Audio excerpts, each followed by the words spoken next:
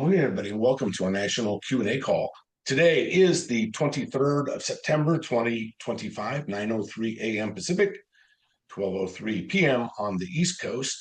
And we're going to get started right now with some news you can use. Kevin's going to put a little chart up there for me. I'm going to tell you a little bit about the housing market, what's going on, what's going to happen here basically a week from tomorrow in the housing market and how it's going to drastically change what's going on.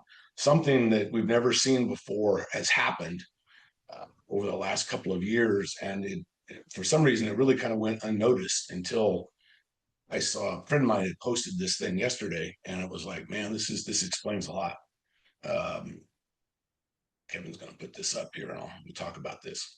Okay, this is from the Mortgage Bankers Association. And what these guys do among everything else is they keep track of the stats. You can see the mortgage default line in the orange, and then you can see the foreclosure inventory percentage in the light blue or whatever it is. Now, these things typically track. In other words, somebody will go into default before somebody will go into foreclosure. It may be a short period of time, maybe as little as a month, could be like a year, but eventually the orange either get caught up or they end up going to the foreclosure system. And you can see how these lines have tracked going back. This goes back into, I think, 1980 at the beginning of these lines. These things have pretty much tracked consistently until you see this little spike right here. I don't know if I can use my pointer or not on this, Kevin. Let's see here. You can use the annotate. Anyway, I'm looking at that. Say it again. You can use the annotate in your toolbar. It's on the bottom left. You kind of almost would miss it. You have to hover right over above audio. There's a little pencil looking icon. Yeah. All right, here we go. Perfect. This piece right here.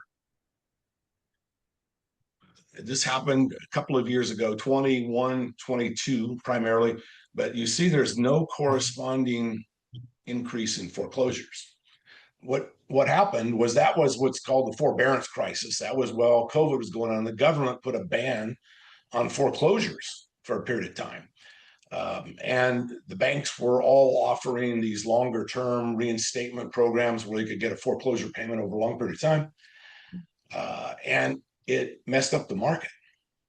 And those chickens are coming home to roost now, starting the 1st of October. Because the program that these people all got into and the program that was used all during COVID is still in effect until next Tuesday night, midnight. It stops permanently once and for all. And Trump has indicated he's not going to extend it. These people, these banks have not been doing any foreclosure work just because of this issue. And, because the government could come in and make this change. But the thing that Congress approved is going to be done and finished at 11:59 p.m. Pacific on the 30th, 1 week from today. So tomorrow, the day after that, you're going to start to see these numbers, these blue numbers will rise. It may take 6 months, it may take 12 months, but all of these people here that were in this big triangle, these people were all behind.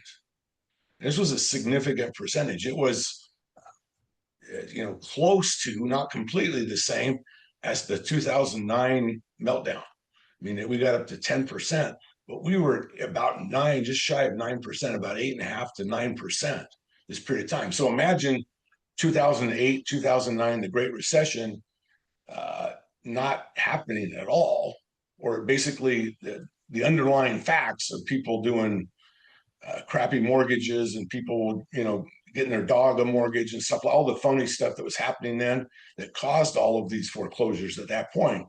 If the government had just said, that's okay, don't worry about that, we'll deal with that down the road. We're going to push everything down the road. We're going to give you what's called a forbearance agreement. We're going to reinstate your loan with a restatement of it. You're going to increase the amount you end up having to pay, but it'll be over a longer period of time. This has come home to roost. This thing has to be paid. This debt has to be paid. This was 8.5%, almost 9% of the mortgage holders were in default. That didn't just go away because somebody got a good job. it got stretched out, and because it's had no effect on the foreclosure inventory, the teal line down here. You're going to see these things start to fall. And when this happens, when these guys run out of foreclosure runway, most of the foreclosure or the forbearance agreements were 2 years. Some of them were as many as 3. And some of them have been rewritten to put them into a longer term. But there's still a huge number of people out there that couldn't afford their mortgage 3 years ago. They've been propped up by the government in the meantime, and there's no more help. There's no more cavalry coming to the rescue starting a week from Wednesday. And so you'll see this teal line start to increase. I would expect something that's going to be, maybe this high a year from now. So 4% of the mortgages would be my guess, because this is about 4.5 or 5 right here. And this was, like 10, right at 10, a little over 10. So if we got up to 8.5, we're probably going to be at 4% foreclosure rate, going to foreclosure. That's a huge number of houses in the US. It's millions of houses. And these people, like I said, they have run out of runway. They've run out of, they've overshot the runway, and nothing's held them back. So it's going to be a real problem coming up. It's going to create, we haven't seen a lot of price decreases except in certain areas. This is the cause for it. It's going to turn around and make these houses worth a lot less, because there'll be people who are desperate and they'll sell at lower prices, because a lot of these people have equity that we're talking to today.